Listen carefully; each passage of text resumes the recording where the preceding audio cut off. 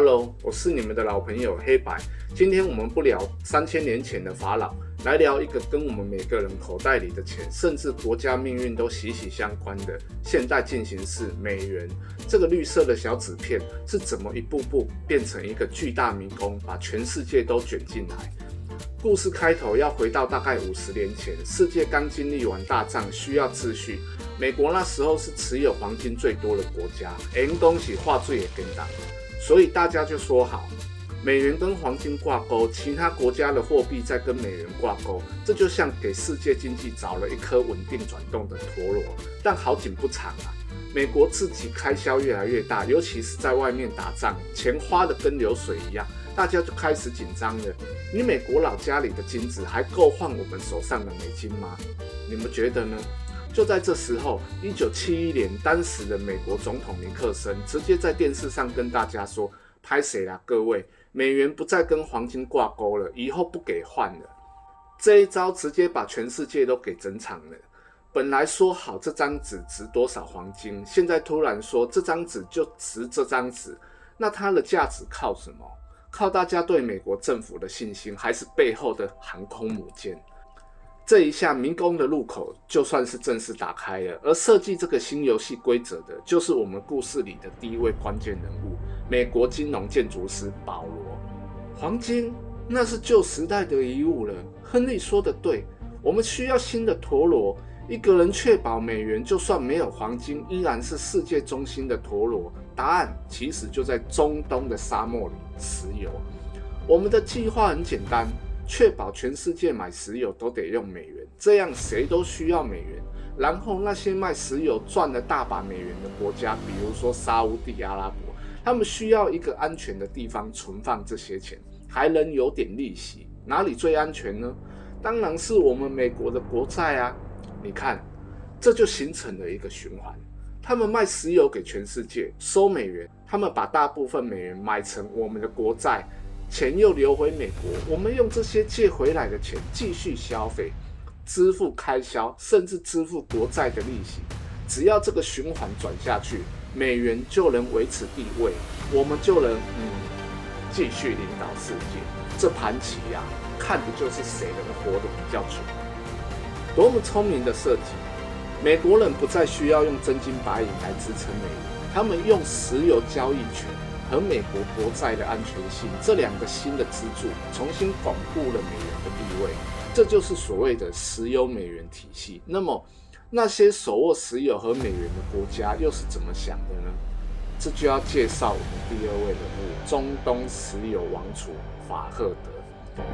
美国人撕毁了黄金的承诺，这让我们手上的美元感觉像是抓在手里的沙子。但是他们也给了我们一个无法拒绝的建议，用美元卖石油换取他们的安全保护，并且把钱再投资回他们的国债。顾问哈桑提醒我，这等于把我们的财富命脉交到了美国人手上。但是我们需要稳定，需要发展。那时候，美国国债看起来确实是唯一的选择。流动性好，风险最低，至少表面上是这样子。真的是这样吗？你们说呢？于是我们同意了，大量的石油美元开始源源不断地流向美国，我们的国家因此累积了巨额的财富。但我也时常在想，这种依赖是福还是祸？我们的未来是不是被这个循环给绑架了？让 K 啊！这是不是请神容易送神难的感觉呢？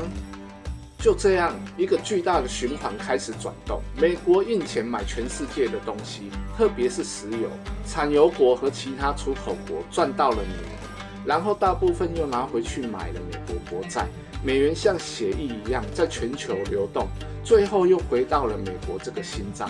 这个循环带动了全球贸易，也让很多国家经济起飞，特别是像亚洲的一些制造业大国，他们拼命生产商品卖给美国，换回来大把大把的美元。这就引出了我们第三位关键人物，也代表了这些新兴力量的思考：东方大国外汇掌舵人黎明。我们的外汇储备增长速度惊人，打开账本一看，大部分是美元资产，尤其是美国国债。这个当时是合理的选择，甚至是唯一的选择。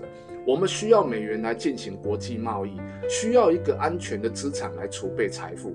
但是鸡蛋都放在同一个篮子里，风险太大了。我们很清楚，美元的价值最终取决于美元的信用和经济状况。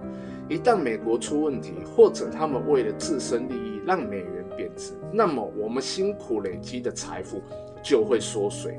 所以从很早开始，我们就在思考如何减少对美元的依赖，如何让我们的储备更多元化，如何提升我们自己货币的地位。